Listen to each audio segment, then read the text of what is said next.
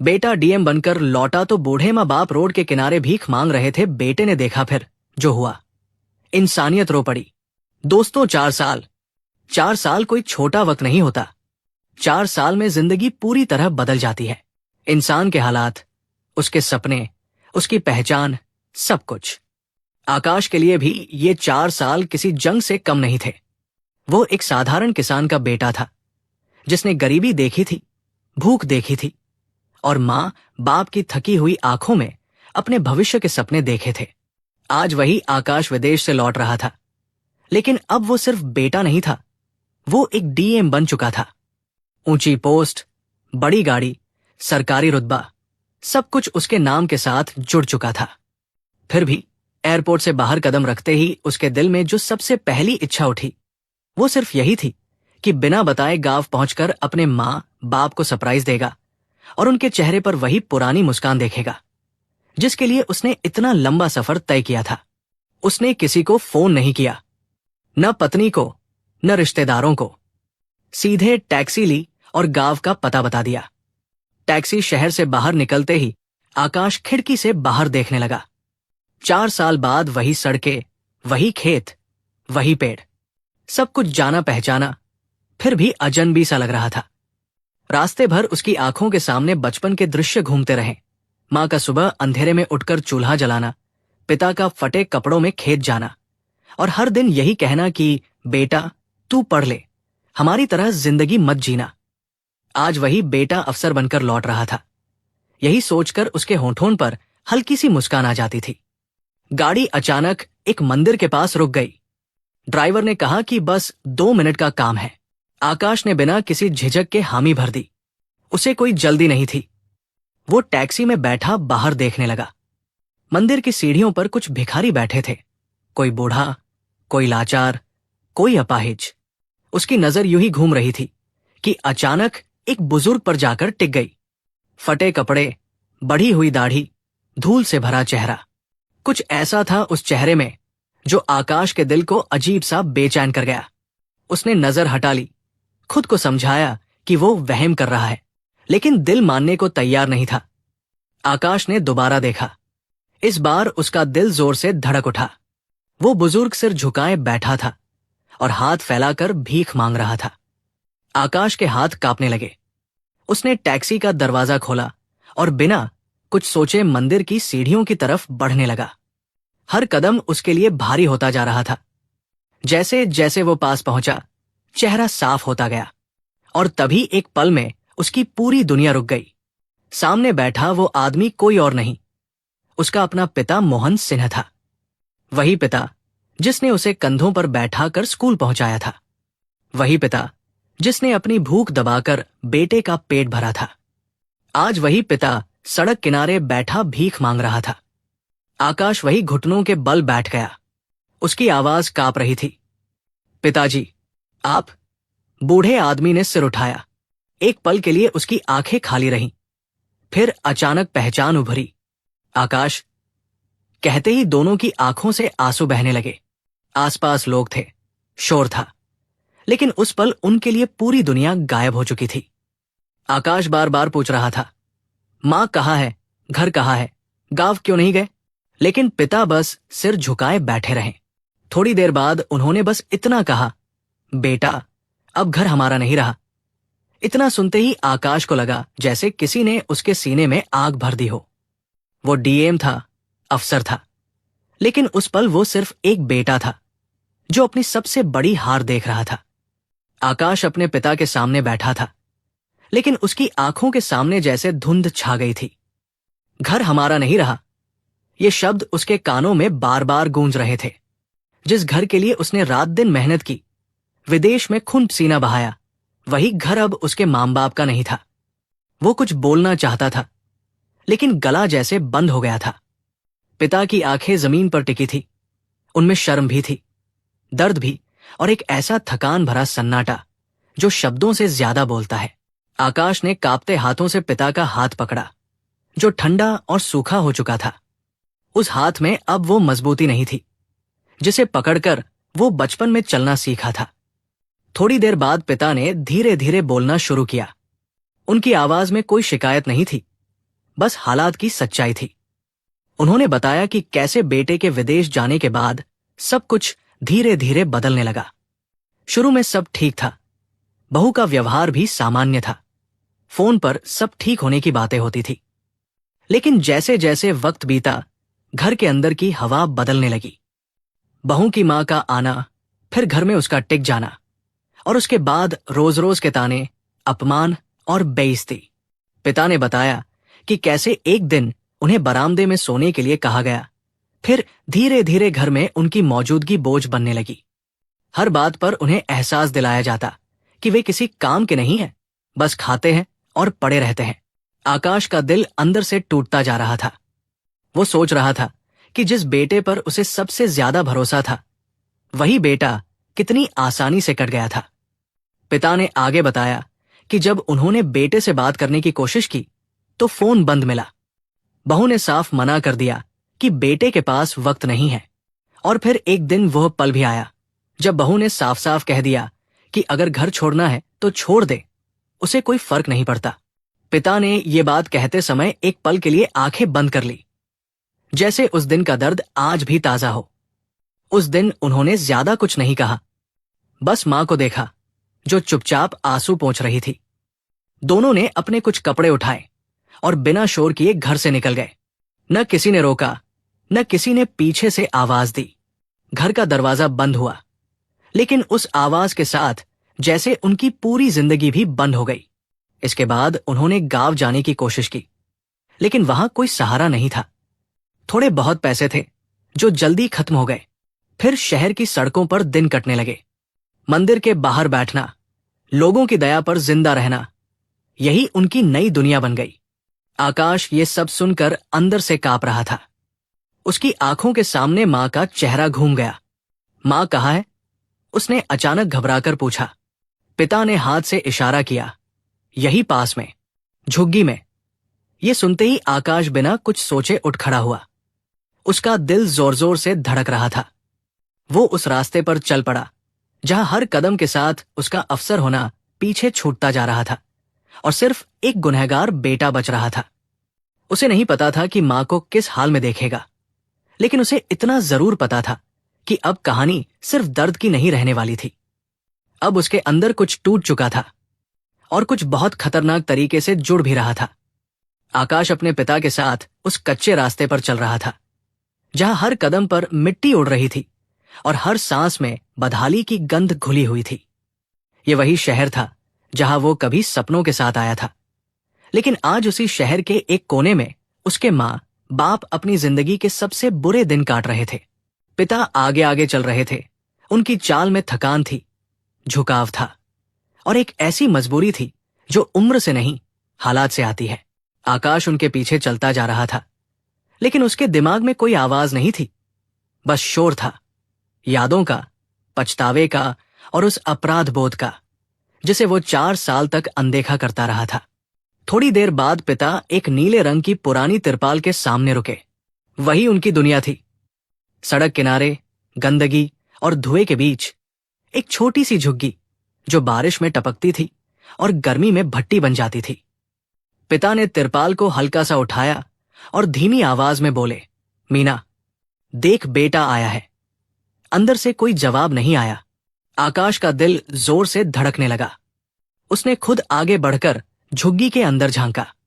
अंदर अंधेरा था, बदबू थी और जमीन पर एक पतली सी चादर बिछी थी जिस पर उसकी मां बैठी थी। मीना देवी, वही मां जिसके हाथों की रोटी खाकर वो बड़ा हुआ था। वही मां जिसने अपनी चूड़ियां बेचकर उसकी फीस भरी थी। आज वही मां एक कोने में बैठी थी, पीठ झुकी हुई, आंखें धंसी हुई और चेहरे पर ऐसी थकान जिसे देखकर आकाश का दिल फटने लगा। जैसे ही मां की नजर बेटे पर पड़ी, वो कुछ पल तक उसे पहचान नहीं पाई। शायद इसलिए नहीं कि वो बदल गया था, बल्कि इसलिए कि मां ने कभी सपने में भी नहीं सोचा था कि उसका बेटा उसे इस हालत में देखेगा। आकाश, मां की आवाज कांप रही थी।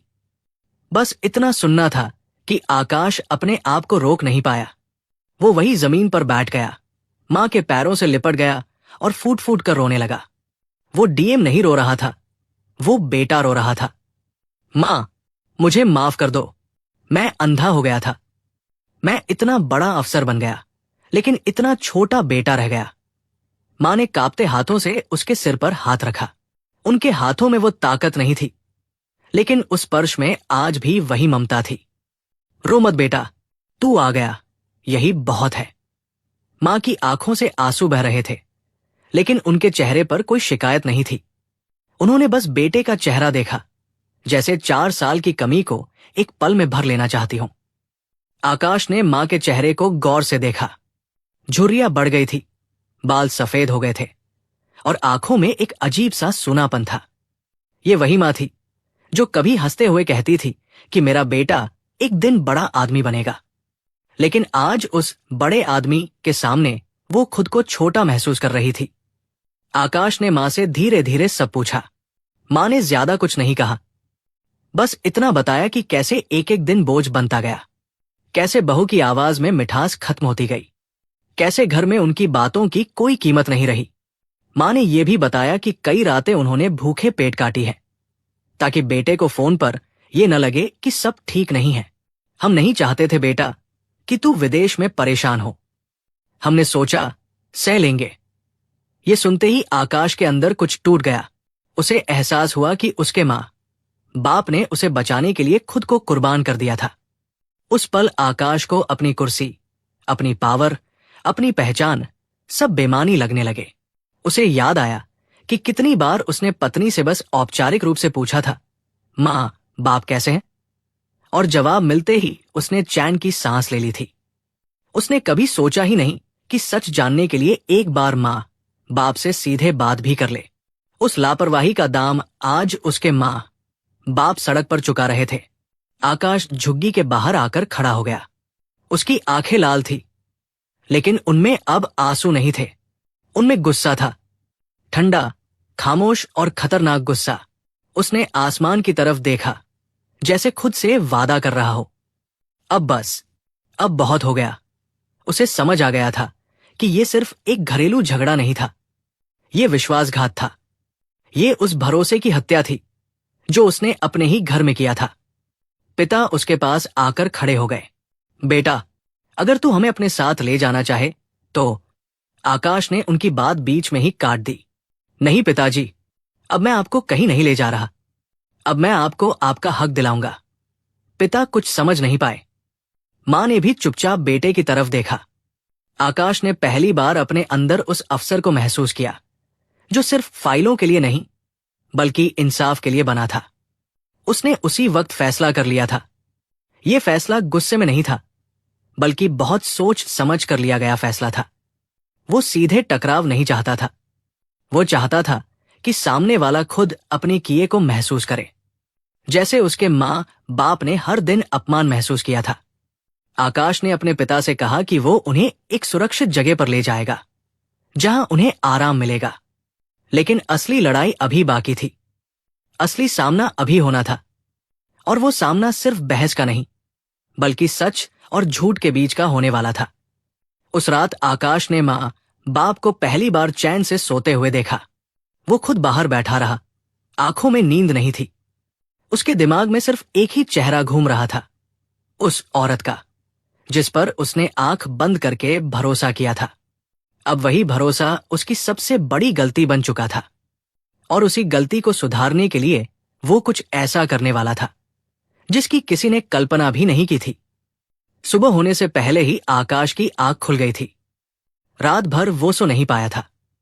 बाहर हल्की हल्की हवा चल रही थी, लेकिन उसके अंदर एक अजीब सी बेचैनी थी जो उसे लगातार जगा रही थी। वो कुर्सी से उठा, धीरे से कमरे के अंदर झांका। मां और पिता गहरी नींद में थे। शायद महीनों बाद उन्हें सुकून की नींद मिली थी। आकाश ने उन्हें देखते हुए मन ही मन एक कसम खाई, अब इन आंखों में आंसू दोबारा नहीं आने दूंगा। उसने दरवाजा बंद किया और बाहर निकल आया। उसके चेहरे पर अब भावनाएं नहीं थी, सिर्फ एक ठंडा आत्मविश्वास था, जैसे उसने अंदर ही अंदर कोई बड़ा फैसला कर लिया हो। आकाश जानता था कि अगर वो सीधे घर जाकर हंगामा करेगा तो सच्चाई सामने तो आ जाएगी, लेकिन इंसाफ अधूरा रह जाएगा। वो चाहता था कि सामने वाला सिर्फ पकड़ा न जाए, बल्कि टूटे भी, जिस तरह उसके माँ बाप हर दिन टूटे थे, बिना आवाज किए। उसने सबसे पहले अपना फोन निकाला और अपनी पत्नी को कॉल किया। फोन उठते ही उधर से आवाज आई, आप इतनी सुबह? आवाज में हैरानी भी थी और घबराहट भी।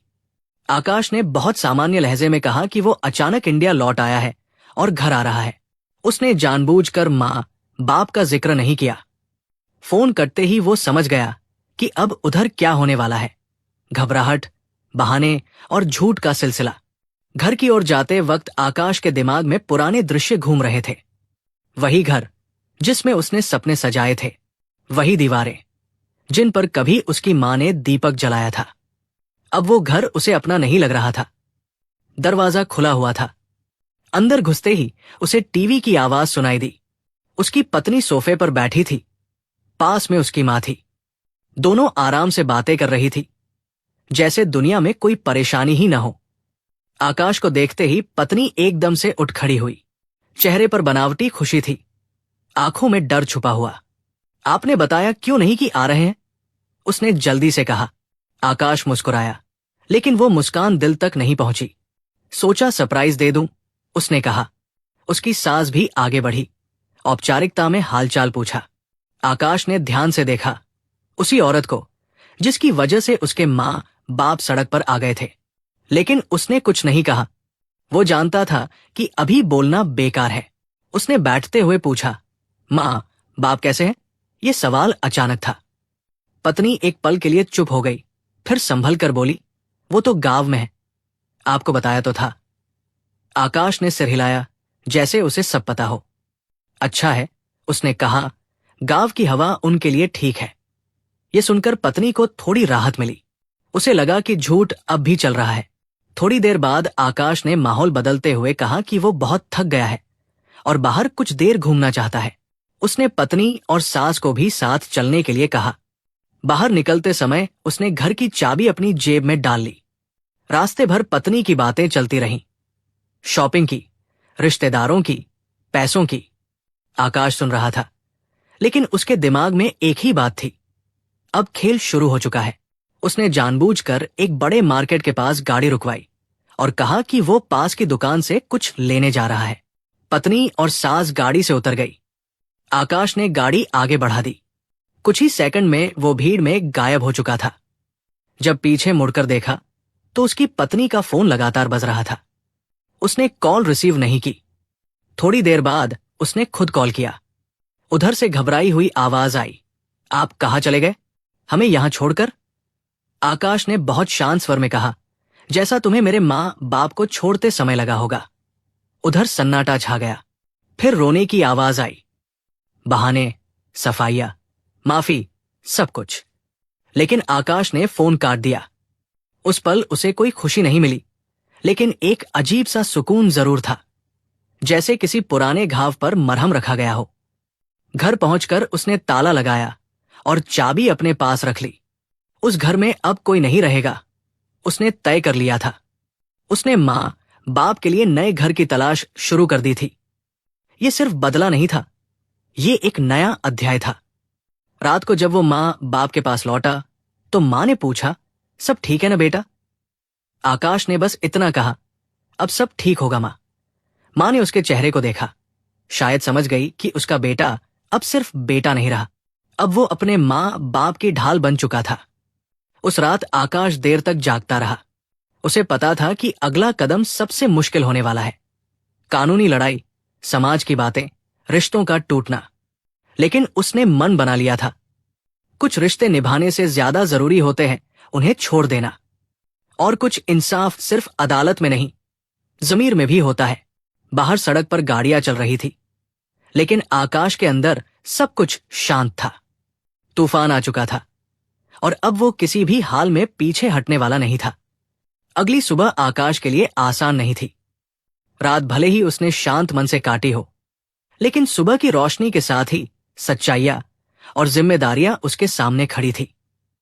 फोन लगातार बज रहा था, कभी पत्नी का नंबर, कभी ससुराल से कोई, कभी कोई अनजान नंबर। उसने जानबूझकर सब कॉल्स अनदेखी कर दी। वो जानता था, अब जो भी बात होगी सीधे और आखिरी होगी। आधे सच और आधे झूठ का समय निकल चुका था।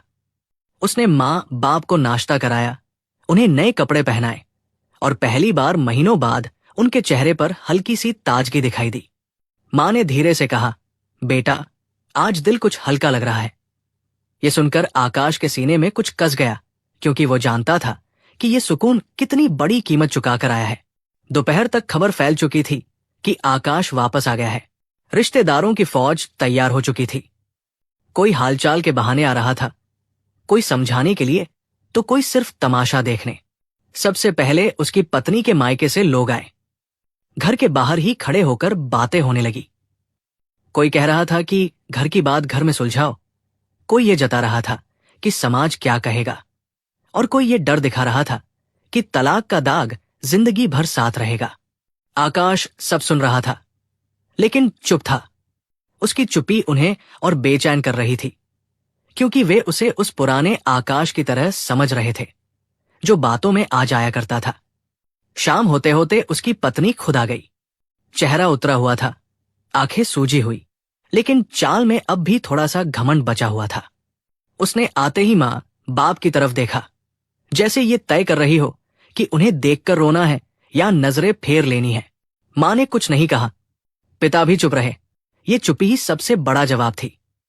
पत्नी ने सीधे आकाश से बात करनी चाहिए। मुझसे गलती हो गई, उसने कहा, लेकिन इतनी बड़ी सजा? उसकी आवाज में पछतावा कम और डर ज्यादा था। डर अपने भविष्य का, अपनी सुविधा का। आकाश ने पहली बार खुलकर उसकी तरफ देखा। बहुत देर तक देखा, जैसे उसे पहचानने की कोशिश कर रहा हो। फिर शांत आवाज में बोला, तुम्हें पता है गलती क्या थी? गलती ये नहीं थी कि तुमने मेरे माँ बाप को घर से निकाला। गलती यह थी कि तुमने मुझसे झूठ बोला, और जो इंसान अपने रिश्ते की नींव झूठ पर रखे, उसके साथ कोई भी रिश्ता नहीं बचता।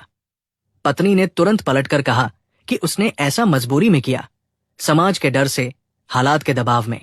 आकाश ने सिर हिलाया। समाज का डर तब नहीं था जब मेरे माँ बाप सड़क पर सो रहे थे। बात बढ़ने लगी, आवाजें ऊंची होने लगी, रिश्तेदार बीच बचाव करने लगे। कोई माँ बाप को समझा रहा था कि बहू को माफ कर दो, तो कोई आकाश को समझा रहा था कि घर टूट जाएगा।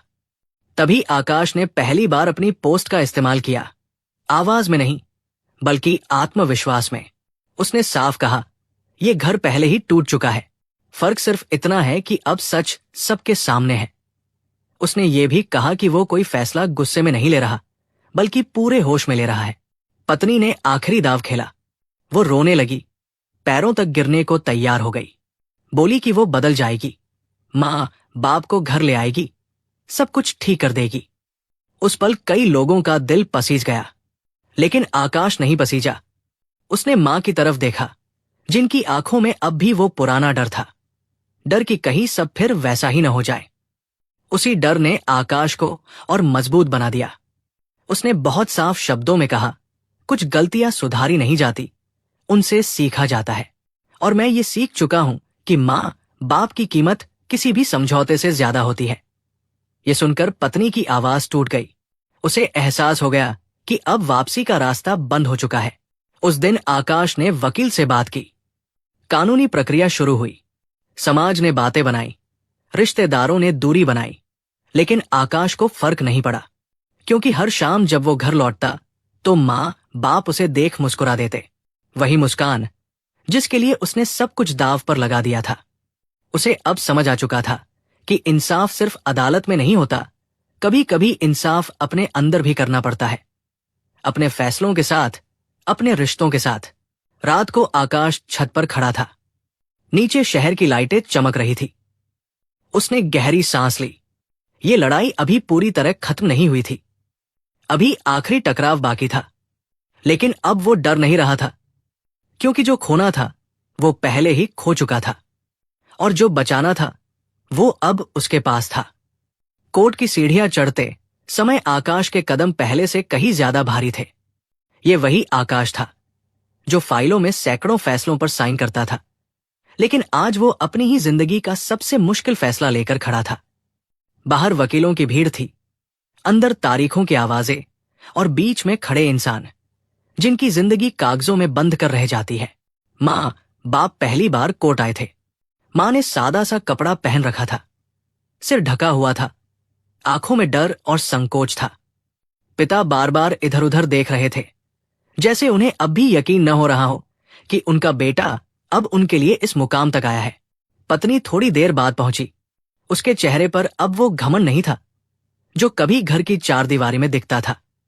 आज उसके साथ उसकी माँ थी और कुछ रिश्तेदार भी। सबकी निगाहें आकाश पर थी।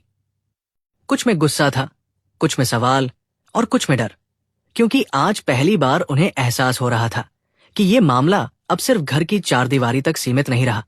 कोर्ट में जब जज आए तो सन्नाटा छा गया। वकीलों ने अपनी अपनी बातें रखी, कागज सामने रखे गए, झूठ, सच्चाई, आरोप, सफाइयां, सब कुछ। जब आकाश की बारी आई तो उसने बहुत धीमी लेकिन साफ आवाज में बोलना शुरू किया। उसने किसी को नीचा दिखाने की कोशिश नहीं की। उसने बस तथ्य रखे, बताया कि कैसे उसके माँ बाप को घर से निकाला गया, कैसे उनसे संपर्क तोड़ा गया, कैसे झूठ बोला गया कि वे गांव में हैं। उसने कहा कि यह मामला किसी बहू या सास का नहीं है, ये मामला उस भरोसे का है जो रिश्तों की नींव होता है। कोर्ट में बैठे कई लोग चुपचाप सुन रहे थे। मां की आंखों से आंसू बह रहे थे, लेकिन वो चुप थी। शायद उसे अपने बेटे पर गर्व हो रहा था, उस तरीके पर जिस तरीके से वो इंसाफ मांग रहा था।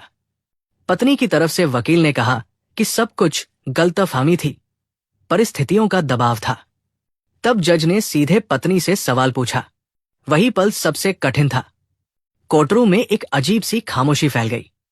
पत्नी कुछ सेकंड तक चुप रही, फिर उसकी आवाज फूटने लगी। उसने माना कि उसने झूठ बोला था, माना कि उसने मां बाप को घर से जाने दिया था। उसने कहा कि उसे डर था, डर कि अगर आकाश को सच पता चल गया तो उसका आराम, उसका घर, उसकी सुरक्षा सब खत्म हो जाएगी। ये सुनते ही मां ने पहली बार सिर उठाकर उसकी तरफ देखा। उस नजर में गुस्सा नहीं था, बस गहरी निराशा थी। जज ने फैसला सुरक्षित रख लिया। बाहर निकलते समय पत्नी रो रही थी। उसने आकाश से बात करने की कोशिश की, बोली कि वो सब कुछ बदल सकती है। मां बाप को अपने साथ रखेगी, अपनी मां को भेज देगी। आकाश ने बहुत शांत स्वर में कहा, अब बदलाव का वक्त निकल चुका है। इंसानियत को मौका मिला था, उसने उसे ठुकरा दिया। ये सुनकर पत्नी वही बैठ गई। उसे शायद पहली बार एहसास हुआ कि उसने सिर्फ एक रिश्ता नहीं तोड़ा, बल्कि खुद को भी खो दिया। दिन बीतते गए, फैसले का इंतजार चलता रहा। इस बीच आकाश ने मां बाप के लिए एक छोटा सा घर खरीद लिया था, साधारण लेकिन सुरक्षित। पहली बार मां ने अपने हाथों से नए घर में चूल्हा जलाया। उस दिन वो बहुत देर तक रोती रही, खुशी के आंसू। पिता ने दीवार पर भगवान की तस्वीर टांगी। उन्होंने आकाश से बस इतना कहा, अब हमें कहीं नहीं जाना पड़ेगा। यह सुनकर आकाश का सीना भर आया। उसे लगा यही उसकी सबसे बड़ी उपलब्धि है। फैसले वाले दिन कोर्ट में फिर से भीड़ थी। जज ने साफ शब्दों में कहा कि शादी का रिश्ता भरोसे पर टिका होता है, और जब भरोसा टूट जाए तो साथ रहने का कोई अर्थ नहीं रह जाता। तलाक मंजूर हुआ। साथ ही यह भी कहा गया कि बुजुर्गों के साथ किया गया व्यवहार अमानवीय था। यह शब्द अमानवीय आकाश के दिल में गूंजता रहा। कोर्ट से बाहर निकलते समय पत्नी ने आखिरी बार पीछे मुड़कर देखा। शायद कुछ कहना चाहती थी, लेकिन शब्द नहीं बचे थे। शाम को आकाश अपने मां बाप के साथ बैठा था। चाय की प्याली हाथ में थी। मां ने पूछा, बेटा अब तू अकेला रह जाएगा? आकाश मुस्कुराया, नहीं मां, मैं अकेला नहीं हूं, आप दोनों हो ना। मां ने उसके सिर पर हाथ रखा। उस पल आकाश को एहसास हुआ कि इंसानियत कभी पोस्ट, पैसे या समाज से नहीं आती। वो आती है उन रिश्तों से जिन्हें हम समय पर थाम लेते हैं। कहानी अभी खत्म नहीं हुई थी, लेकिन अब उसका अंत साफ दिखने लगा था। दोस्तों, ये कहानी सिर्फ आकाश की नहीं थी, ये उस हर बेटे की कहानी थी जो जिंदगी की दौड़ में आगे तो निकल जाता है, लेकिन पीछे छूटते कदमों की आहट सुनना भूल जाता है। ये उस हर माँ बाप की कहानी थी जो अपने बच्चों की खुशियों के लिए खुद को चुपचाप कुर्बान कर देते हैं, बिना ये पूछे कि उनकी कीमत क्या होगी। और ये उस समाज की भी कहानी थी जो अक्सर ऊंचे पद, पैसा और दिखावे को इंसानियत से ऊपर रख देता है। आकाश जब डीएम बनकर लौटा तो उसके पास सब कुछ था, नाम, रुतबा, ताकत। लेकिन जिस पल उसने अपने माँ बाप को सड़क किनारे भीख मांगते देखा, उसी पल उसे एहसास हुआ कि अगर इंसान के अपने ही सुरक्षित नहीं है तो उसकी सारी कामयाबी खोखली है। उस दिन आकाश ने सिर्फ अपने माँ बाप को नहीं पहचाना, उसने खुद को भी पहचाना। उसने जाना कि असली परीक्षा कुर्सी पर बैठकर फैसले देने में नहीं होती, बल्कि तब होती है जब फैसला अपने ही घर के खिलाफ लेना पड़े। ये कहानी हमें ये सिखाती है कि इंसानियत कोई बड़ी बड़ी बातों में नहीं होती, वो छोटे छोटे सवालों में छुपी होती है। माँ आज ठीक तो है? पिताजी ने दवा खाई या नहीं? घर में सब सच में ठीक है या सिर्फ फोन पर ठीक बताया जा रहा है? अगर आकाश ने ये सवाल समय पर पूछ लिए होते तो शायद उसके माँ बाप को सड़क नहीं देखनी पड़ती। लेकिन जिंदगी अगर एक मौका छीनती है तो दूसरा मौका सच्चाई के साथ खड़े होने का भी देती है। आकाश ने वही मौका पकड़ा। उसने आसान रास्ता नहीं चुना, उसने समझौता नहीं किया, उसने समाज के डर से बड़ा डर चुना, अपने जमीर का डर। और वही डर उसे इंसान बनाता है। दोस्तों, आज बहुत से घरों में बूढ़े माँ बाप बोझ कहलाते हैं। जिन हाथों ने बच्चों को चलना सिखाया, वही हाथ जब कांपने लगते हैं तो उन्हें कोने में बिठा दिया जाता है। ये कहानी हमें आईना दिखाती है कि अगर हम आज चुप रहे तो कल हमारी चुप्पी किसी और की जिंदगी बर्बाद कर सकती है। और हो सकता है एक दिन वही चुप्पी हमें भी उसी सड़क पर खड़ा कर दे। आकाश ने कानून का सहारा लिया, लेकिन उससे पहले उसने इंसानियत का सहारा लिया। उसने ये साबित किया कि न्याय सिर्फ अदालतों में नहीं होता, बल्कि अपने फैसलों में भी होता है। उसने ये भी सिखाया कि कुछ रिश्ते निभाने से ज्यादा जरूरी होता है गलत रिश्तों से बाहर आना, क्योंकि जहां सम्मान नहीं होता वहां रिश्ता सिर्फ नाम का रह जाता है।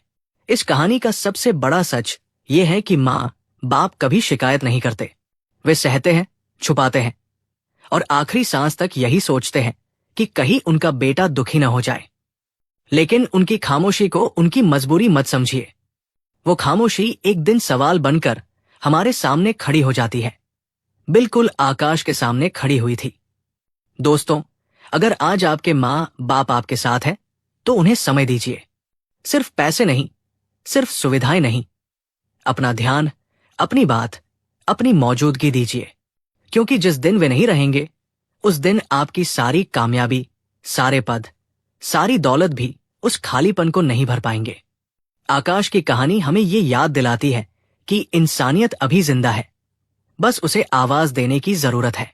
सच्चाई अभी जिंदा है, बस उसे स्वीकार करने का हौसला चाहिए। और रिश्ते अभी भी बच सकते हैं, बस उन्हें समय रहते थाम लेने की जरूरत है। इस कहानी का अंत कोई तालियां नहीं मांगता। ये कहानी सिर्फ एक सवाल छोड़ जाती है, अगर कल आपके माँ बाप को आपकी जरूरत पड़े तो क्या आप सिर्फ एक कामयाब इंसान होंगे या एक अच्छे इंसान भी? यही सवाल, यही सीख और यही इंसानियत इस कहानी का असली अंत है।